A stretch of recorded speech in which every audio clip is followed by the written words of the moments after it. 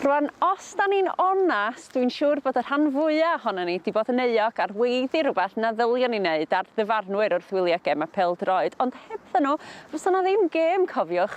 Treuliodd Lee Evans dros 30 o flynyddoedd yn dyfarnu'r gêm yma yng Nghymru a thu hwnt, ac mae o'n annog unrhyw un arall sydd â ddiddordeb i fynd amdani hefyd. Wel, dyma ni yn Parc Meurig Bethesda, a dyma lle gychwynodd y siwrna di fel dyfarnwr, ynde?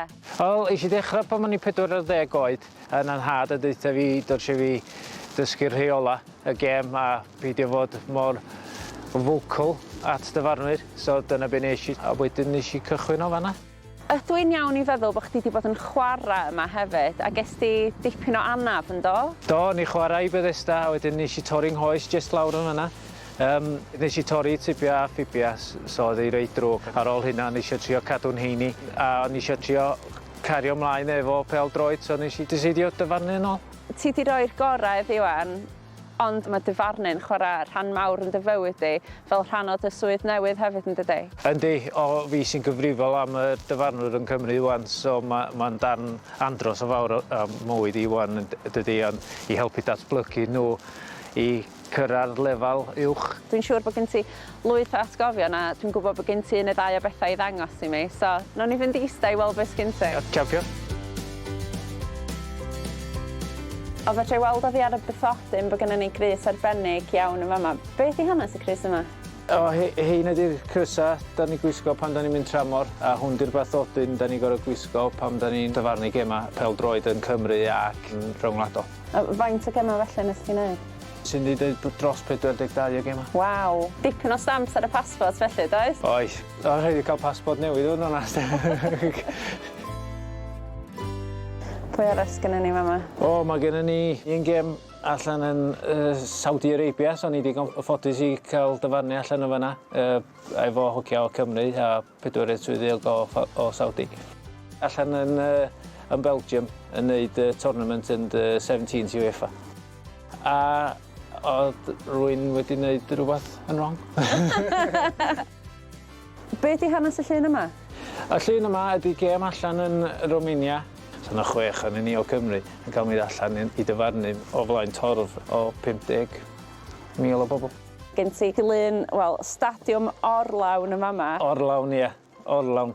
A hefyd y ffles yn fama. Sut fath o brofiad ydy bod yn gyfrifol mewn gêm fel yna? Mae'n profiad gwych, mae'n arbennig.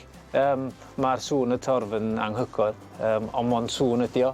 Unwaith mae'r gêm yn dechrau, mae'r holl ffocws ar wneud y gorau wyt ti'n gallu ar y cae. A dyna beth sy'n dod â chdi trwad y gêm. Mae'r ffocws i gyd ar wneud y penderfyniad yn iawn a bod bethau ddim yn mynd yn anghywir ar y cae, dyn da ni'n mynd off y cae. Wedyn yn pawb yn gwenu a 22 o handshakes, mae pawb yn hapus. Pawb yn ffindio.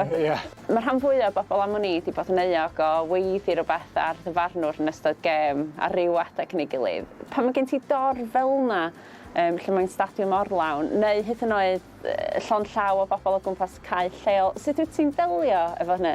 Mae o'n mwy personol pan mae o mewn cae bach a llond llaw o torf, ond pan mae'r torf yn fawr, mae'n just sŵn ydi o, just sŵn mawr. Be di rhai o'r uchaf bwyntiau wrth i ti edrych yn ôl? Neu Cwpan Cymru 2007 o hwnna'n andros o special.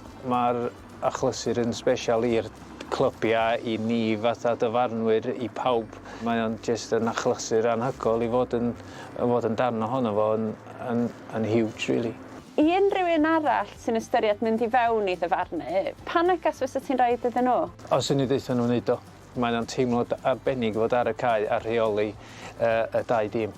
Os dyn nhw'n gallu fod mor ffodus a be ni, dwi'n hogyn bach lleol o Bethesda, dwi wedi teithio dros y byd i gyd, dwi'n dweud rhywun sy'n ystyried wneud i wneud. Ond mae rhaid i mi ddeud un peth, Lee. Ti'n mynd i gwisgo sgidio fel yna ar y cae pêl-droed o flaen ydo? Na do. Na do, dwi'n meddwl sy'n ni'n cael lot mwy o stick sy'n ni'n gwisgo sgidio fel un ar cae. A dwi'n meddwl na wneud eto chi.